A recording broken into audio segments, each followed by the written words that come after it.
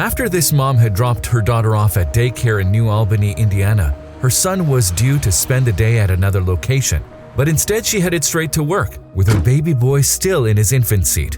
Then, as she went about her daily business, the ultimate heartbreaking tragedy unfolded. July 23, 2018 may have been a fairly typical day in the life of Aaron Turner's two kids. His ex-girlfriend dropped their 2-year-old daughter off at the Kids Care Academy daycare center. Then she was due to take their 3-month-old son, Aiden Miller, to a separate daycare facility.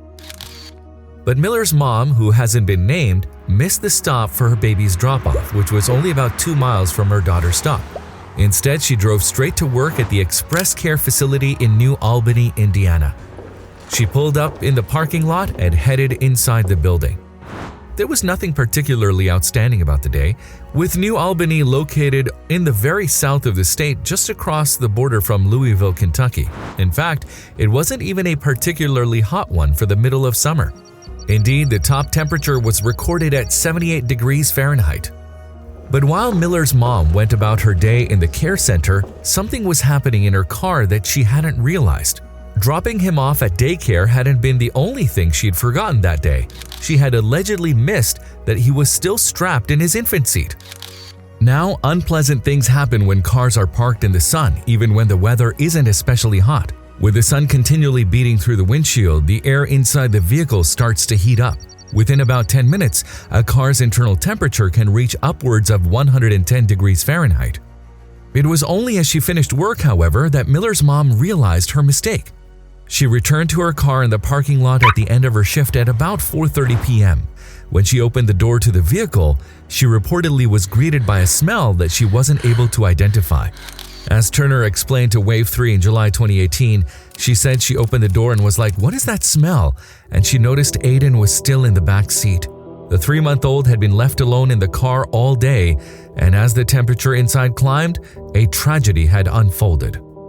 The core temperature of the human body ranges from 97.7 degrees Fahrenheit to 99.5 degrees Fahrenheit. A rise in that temperature to 100.9 degrees Fahrenheit may occur from a fever.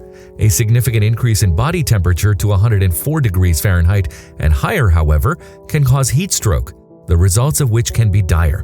When Miller's mom realized that her baby son was still on the back seat of the car, she immediately called 911. The child was unresponsive.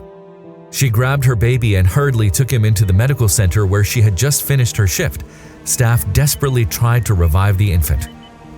When first responders arrived, they continued resuscitation efforts on the baby as he was hurried to the nearby Baptist Floyd Hospital. But attempts to revive the 3-month-old were in vain. The temperatures in the car that day were too extreme. He was declared dead on arrival. Turner, understandably, was devastated, experiencing a mix of emotions ranging from confusion and anger to hurt and grief. He described to Wave 3, "I still don't understand how that happened. Obviously, it happens. It just happened in my family. It doesn't get any closer to home than this." Kidsandcars.org is an organization advocating for child welfare in every aspect of vehicle safety.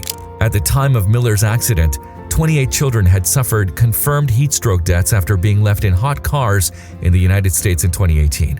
It's a number that has risen steadily since. People don't believe this can happen to them, and that's why we continue to see it happen. Kidsandcars.org Director Amber Rowlands explained, "One of the problems is that parents may not think their child is at risk if left alone for a short period, even in cooler temperatures." On her website, Rowlands explained how kids are at risk of heat stroke even in temperatures as low as the 50s. The National Safety Council suggests devising a set routine and sticking to it to keep focused. Rowlands, meanwhile, offers an explanation why Miller, along with many others, may have been forgotten about. Factors such as fatigue and stress can affect how the brain functions. Rowlands explains, "It's these competing memory systems in our brain and going on autopilot, which is what happens when someone drives past the daycare and goes straight to work, thinking their kid is safe and sound all day long." According to Rowlands' theory, if Miller's mom was tired or under pressure, she may have switched to autopilot after dropping off her 2-year-old daughter, forgetting about her son. Rowlands said, "It's not a conscious decision, it just happens. You can't train your brain not to forget."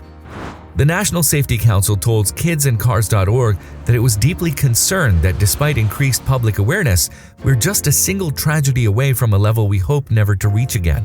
At 48, the U.S. was just one death away in 2018 from its previous highest toll of kids perishing in hot cars. While it's not yet been concluded what happened to Miller, kids can find themselves left in cars for various reasons. Some go exploring and climb into unlocked vehicles by themselves. Others can be left alone either intentionally, not knowing the risks, or accidentally, as Miller's mom had claimed. Turner described his baby boy as one who hadn't made a fuss and had only cried when he had grown hungry. He also recalled how the 3-month-old would smile when he heard his voice. He told WLKY in July 2018, "I don't understand how this could happen, and my heart is broken. My biggest hope is, in sharing this story, another child's life will not be lost." If you liked the video, please give it a thumbs up and consider sharing it with someone who may find it interesting. Thanks for watching, and I'll talk to you in the next one.